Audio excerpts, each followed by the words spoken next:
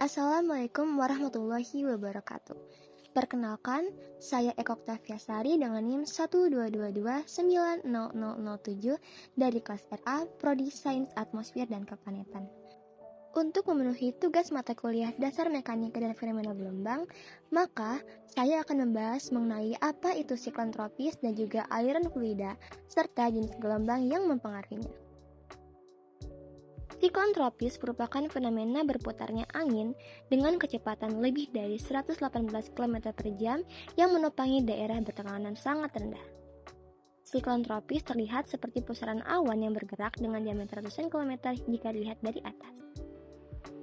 Bagian tengah dari pusaran awan pada fenomena ini disebut sebagai mata siklon.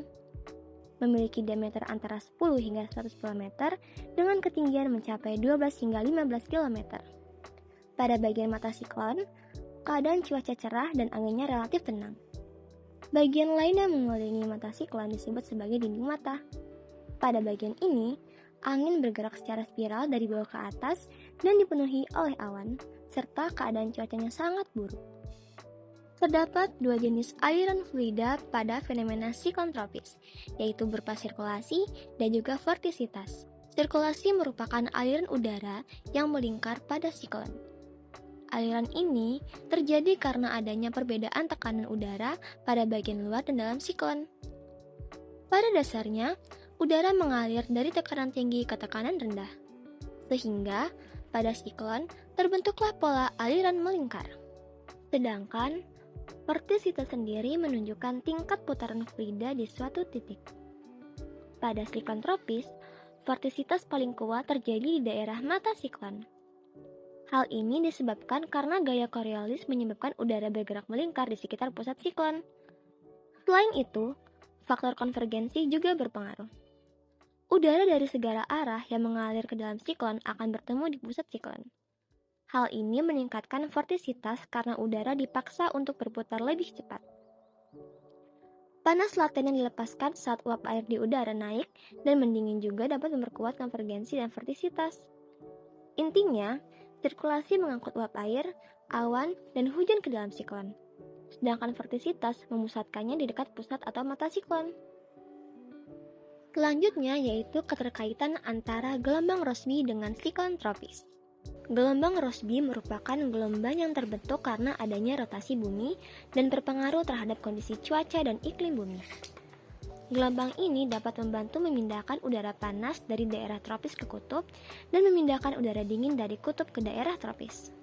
Dengan begitu, keseimbangan suhu di atmosfer akan tetap terjaga.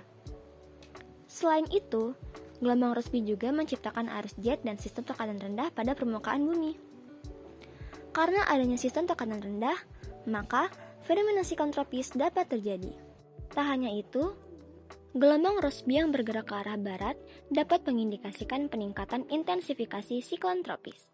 Secara global, gelombang Rossby yang bergerak ke arah barat dapat menjadi pemicu 60 hingga 70% peristiwa siklogenesis pratropis dan lebih dari 80% peristiwa dengan vortisitas terkuat. Ketika badai berada dalam satu fase dengan gelombang Rossby yang bergerak ke arah barat, laju intensifikasi siklon tropis meningkat. Sementara, pada fase gelombang lainnya, intensitas badai tumbuh lebih lambat atau bahkan berkurang. Terdapat dua persamaan fundamental yang mengatur mengenai fenomena ini, yaitu persamaan kontinuitas dan juga persamaan Navier-Stokes. Fenomena siklon tropis berkaitan erat dengan hukum kontinuitas yang menyatakan bahwa massa tidak dapat diciptakan maupun dimusnahkan, namun dapat bergerak dan berubah bentuk. Persamaan ini menjelaskan bahwa besarnya massa udara yang masuk ke satu wilayah akan sama dengan massa udara yang keluar dari wilayah tersebut. Salah satu penyebab terbentuknya siklon tropis yaitu karena adanya perpindahan massa udara dari wilayah bertekanan tinggi ke wilayah sekitar ekuator yang memiliki tekanan rendah. Lalu, pengaruh gaya Coriolis menyebabkan udara yang menuju ke daerah bertekanan rendah akan dibelokkan dan mengakibatkan udara tersebut naik ke atas secara spiral.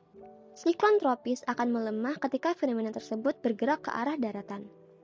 Hal ini disebabkan karena wilayah daratan cenderung kering, sehingga proses kondensasi dan pembentukan awan-awan siklon akan semakin berkurang dan berhenti secara perlahan. Sehingga siklon tropis akan hilang.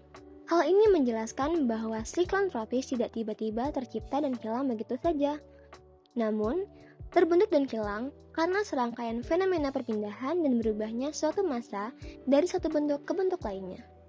Tidak ada massa yang diciptakan atau dimusnahkan pada fenomena ini. Lanjut, yaitu gelombang Rossby berkaitan erat dengan persamaan Navier-Stokes.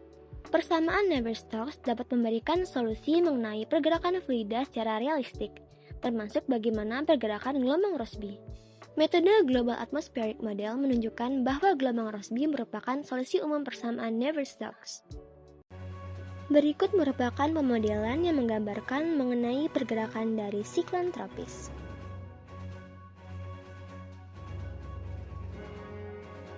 Sekian pembahasan pada kali ini. Mohon maaf jika ada kekurangan. Saya akhiri. Wassalamualaikum warahmatullahi wabarakatuh.